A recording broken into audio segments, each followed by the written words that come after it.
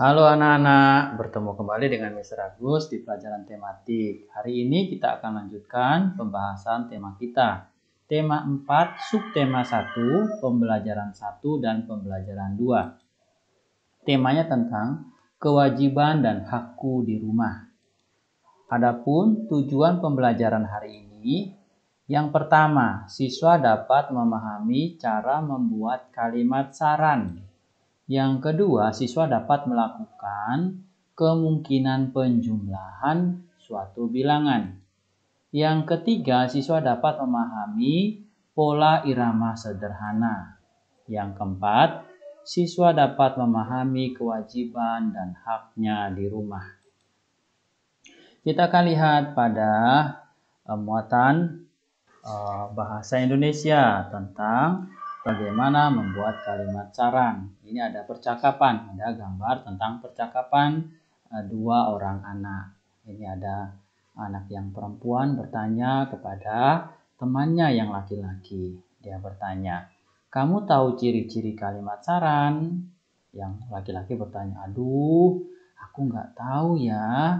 Nah, hari ini kita akan belajar memahami tentang bagaimana kalimat saran itu dan bagaimana cara untuk membuat kalimat saran dari sebuah pernyataan yang ada. Kalimat saran adalah kalimat yang berisi pendapat untuk menyelesaikan suatu masalah. Kata-kata dalam kalimat saran itu seperti sebaiknya, seharusnya, lebih baik lagi jika. Yang keempat adalah usahakan. Kita akan masuk kepada contoh dari kalimat saran.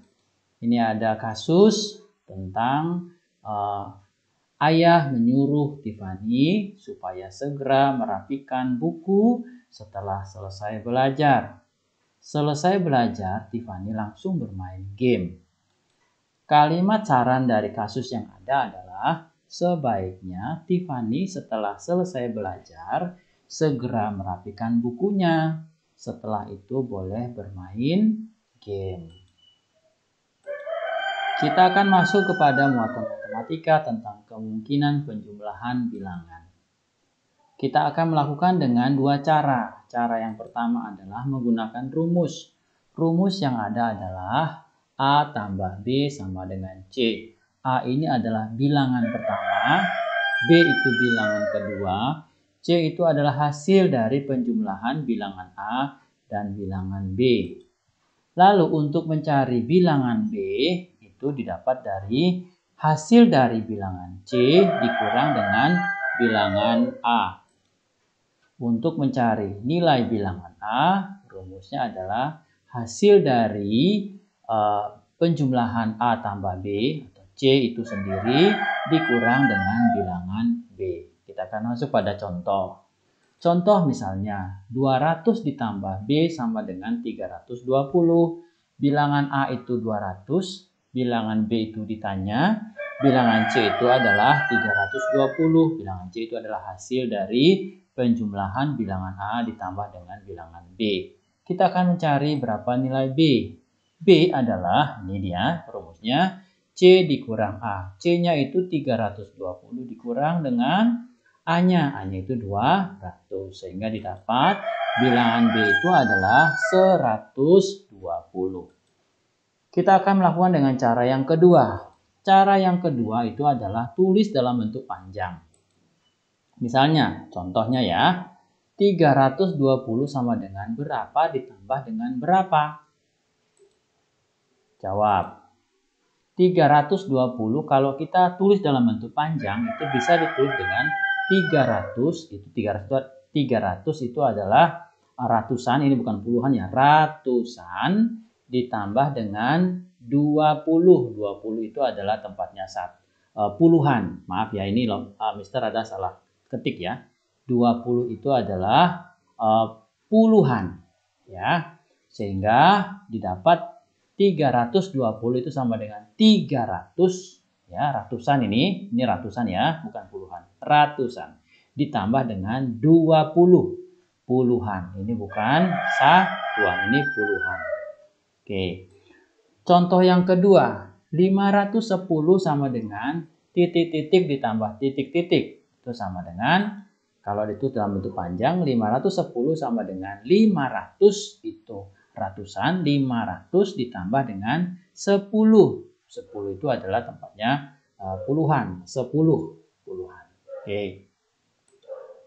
Kita akan masuk pada muatan SBDP tentang pola irama sederhana. Ini ada bagaimana pola irama sederhana dapat dilakukan dari beberapa teknik yang ada. Pola irama yang ada dapat dilakukan secara sederhana.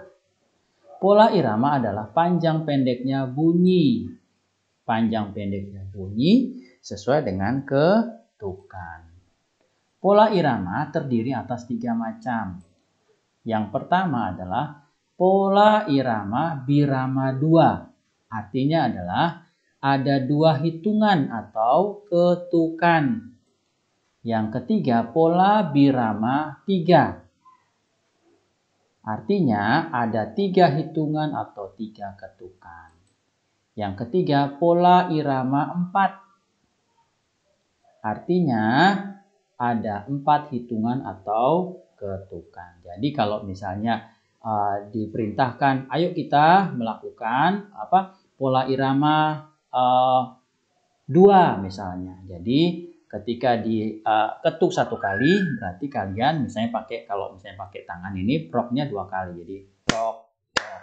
Nah, itu namanya pola irama 2. Kalau dibilang pola irama 3, jadi satu kali ketukan itu ada 3 kali. Misalnya kita pakai pola irama atau pola birama 3. 1, 2, 3. Ya, seperti itu. Demikian pula berlaku untuk pola irama 4. Artinya ada 4 hitungan atau ketukan dalam setiap irama yang ada. Kita masuk pada muatan PPKN. Kewajiban di rumah. Kewajiban adalah sesuatu yang harus dijalankan atau dilaksanakan. Ada contoh tentang kewajiban di rumah. Yang pertama adalah tidur tepat waktu.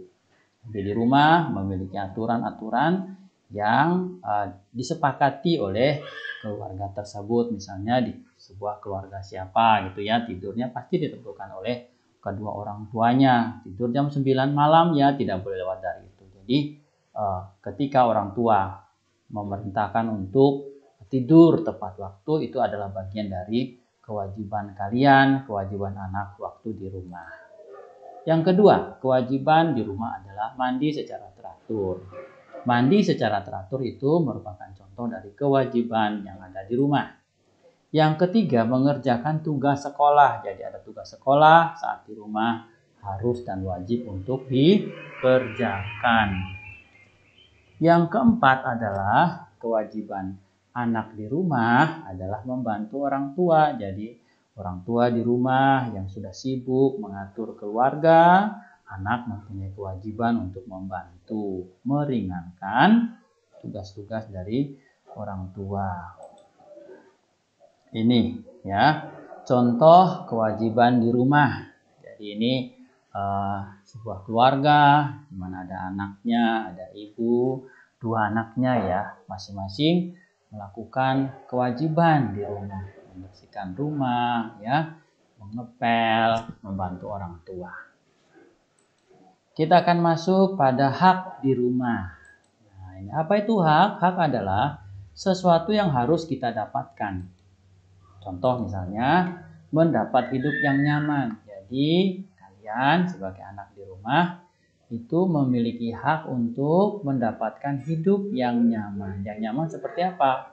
Ya bisa tidur ya, terus dapat ketenangan di rumah seperti itu ya, nyaman ya, mendapat hidup yang nyaman.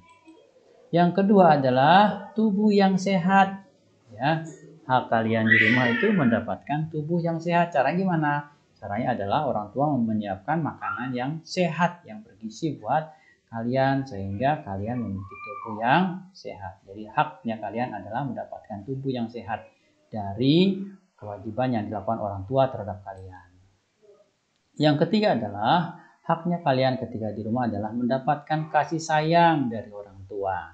Ya. Yang keempat, mendapatkan pendidikan. Kalian sekarang sementara belajar, itu adalah hak kalian untuk mendapatkannya. Karena belajar atau mendapatkan pendidikan adalah hak kalian.